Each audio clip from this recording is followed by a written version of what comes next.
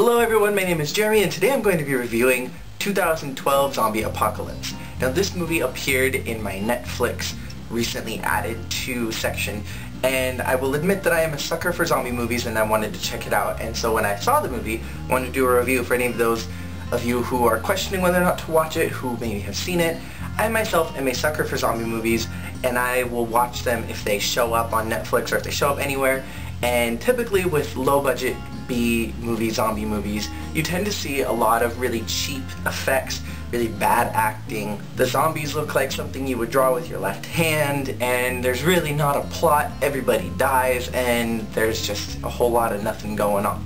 This movie, however, had something different going for it. It was actually really good, and I was surprised, completely surprised, to find out this was a good movie. Typically with low-budget zombie movies you see a lot of gore and a lot more focus on the zombies rather than on the survivors. This movie takes a different approach and focuses on the survivors of the story as they're trying to get to Catalina Island. Why Catalina, you ask? Well, it's apparently the only place that's safe these days. The movie begins 6 months after the apocalypse. Well, actually strike that, reverse it. The movie begins at the beginning of the apocalypse, and the virus is called the VW4 virus. The movie itself had a lot of throwbacks to various movies and video games. For instance, there was a throwback to 28 Days Later, in the aspect that the movie's virus began in England and it made its way to Japan. And I promise you, everything I'm telling you isn't going to spoil the movie. I'm only going to go as far as maybe the first 15 minutes of the movie. As the virus began to progress, the government decided to try to stop it. So what they did is they were blowing up bridges that went into major cities. When that didn't work, they started blowing up cities, and when all else failed, they did the absolute stupidest thing they could have done, and they dropped EMPs all across America, possibly outside of America as well, but the movie focuses on America. The movie begins with 3 survivors who claim that they've been living in a cabin for all this time waiting for the zombie apocalypse to end. They come in contact with another group who's making its way to Catalina, and the 3 join them. Now I will admit that the movie's effects were very low budget and you could tell that they were a little bit cheap, but I promise you the movie does get better. As a throwback to a video game, the weapons used in the movie were very much like those found in Dead Island. There was a baseball bat, there was a wrench, there were a few guns here and there was a machine gun at one point in the movie, somebody used a chainsaw, which was a freaking awesome part of the movie, and the girl with the katana, I promise you, she will be your favorite character by the end of the movie. As a separate reference to another video game, there was something similar to a pipe bomb found in Left 4 Dead.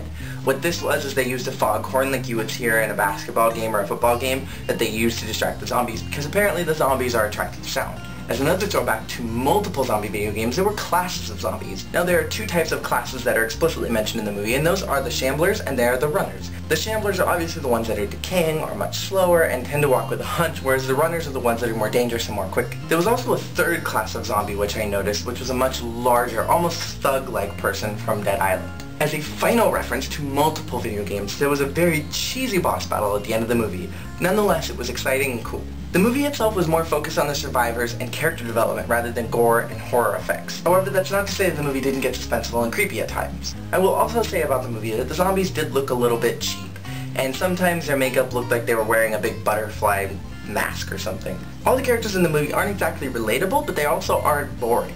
It's very much unlike Resident Evil 4, where you really didn't care about the characters in the movie, and when they died it really didn't impact you, whereas in this one, when the characters die, it does impact you to an extent. I will say though that the blonde girl in the movie tap danced on every nerve that I had, and I wanted her to die every minute of that movie. And she's really the only character that I didn't like. There was a part in the movie where they were ambushed by the zombies and she totally pieced out of the fight, and when the others in the group pieced out and left one of her friends to die, she got mad at them. All in all, on a scale of zombies, on a scale of horror, on a scale of acting, on a scale of special effects, I give this movie an 8 out of 10. Now yes, that is a high mark, but I think that despite the fact that this is a low budget movie, I think that it deserves such a high mark. I would absolutely suggest watching this movie and supporting it, because despite the cheesiness of it, the acting was good, the plot was solid, the characters were believable, and believe it or not, the zombies were actually a little bit creepy. But I will stop rambling. If you have seen the movie or if you want to, and if you end up watching it, post any comments below that you have about it. Let me know what you thought about it. So with that, I'm Jeremy. Peace out.